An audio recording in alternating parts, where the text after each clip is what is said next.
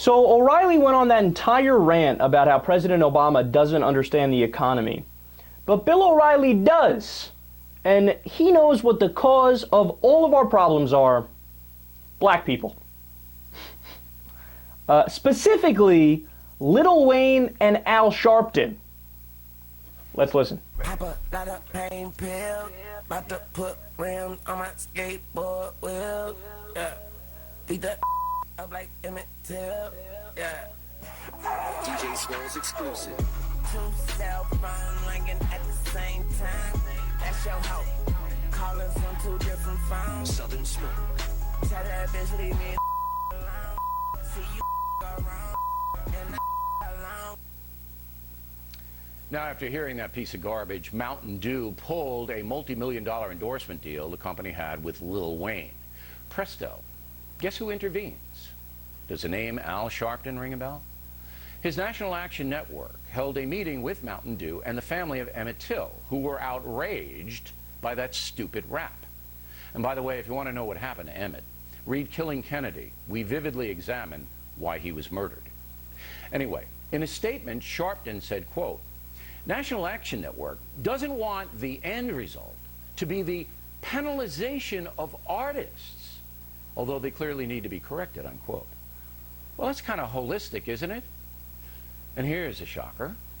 The parent company of Lil Wayne, Cash Money Content, which markets vile stuff that hurts children, is a partner in distributing Sharpton's upcoming book. That's right, Al Sharpton is in business with people who put out entertainment harmful to children. First of all, notice he chopped up Al Sharpton's statement. So I went back and read his entire statement, and what O'Reilly doesn't tell you is that Sharpton condemned Lil Wayne for that lyric and talked about how rappers need to have more sensitivity. Second of all, look, let's drop this bullshit line right now that rap is the cause of all African American problems. In fact, I'm going to go further, and a lot of people are going to disagree with me on this. I don't think rap is a problem at all. At all. All right, you want to know why? And I know it's anecdotal, but let me build my case. So I listen to rap. My friends listen to rap. We're doing just fine. We never did anything wrong. We never committed a crime. Now, I notice Bill O'Reilly doesn't feel the need to go after punk rock music, for example, or country music, or even rock and roll, his generation. When those genres sing endlessly about violence in punk rock songs, alcohol all the time in country music, and sex and drugs. Almost all of rock and roll is about sex and drugs. For Christ's sake, there's Lucy in the Sky with Diamonds, LSD, White Rabbit, Jumpin' Jack by the Rolling Stones, Under the Bridge from the Red Hot Chili Peppers is about heroin. Semi-Charmed Life from Third Eye Blind is about crystal meth. Morning Glory by Oasis is about cocaine. The list goes on and on. If I had to read them all, I'd be here for another 4.5 hours. You know how many artists there would be left in the world if they couldn't sing about sex and drugs? -4. And Jesus, Bill, what do you want artists to do? What do you want to make a list personally of all the things that they can sing about or rap about? We'd be living in a world of nothing but Leave It to Beaver, man. Look, nobody's in favor of that. And by the way, that would be fascism if only Bill O'Reilly got to control the content that comes out of rappers' mouths and artists' mouths. Now, understand, are there times where rap lyrics might go a little too far? Absolutely. And sometimes it's incredibly offensive, like the story of Emmett Till. Black person got killed for, I think, just flirting with a white girl, and it was brutal the way they killed him, right? So, yeah, Lil Wayne bringing that up is incredibly insensitive. But what is the alternative? Controlling everything anybody says? Telling them, no, here's the line, and the government is going to draw the line and say you can't cross it. Again, that's the opposite of freedom. What happened, Bill? I thought you loved freedom. I thought you loved the Constitution. The Constitution's all about freedom of speech, freedom of expression.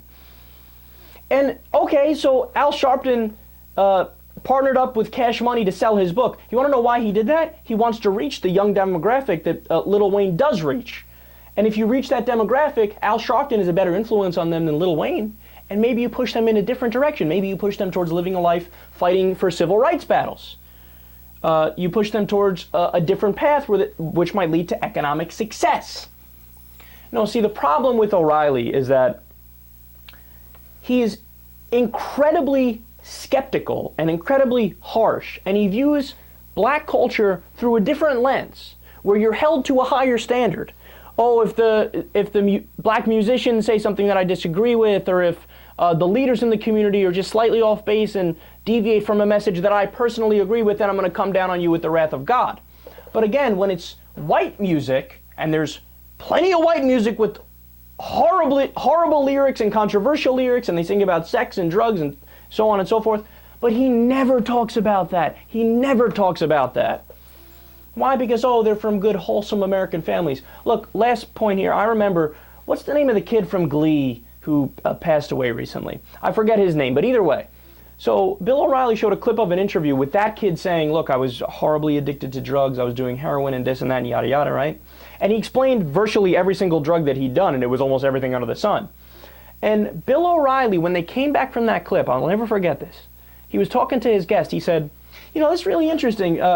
It's a shame that this kid passed away. He seemed like a very clean-cut kid. Bill, he just told you he did every drug under the sun. Now, if it was an African American who said exactly what the kid from Glee said, yeah, you know, I had drug issues, I had used heroin and cocaine and mixed it with this and that and yada yada, would Bill O'Reilly say, oh, it's a shame, he seemed like a very clean-cut kid? Inconceivable. So what then is Bill O'Reilly basing his clean-cut analysis off of? Where does the clean cut come from? What's clean cut code word for?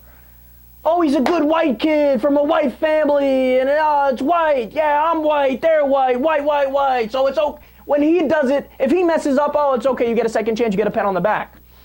If it's somebody in the black community, the criminal, lock them up, throw away the key. They're a horrible influence on our kids, and they need to get their act together.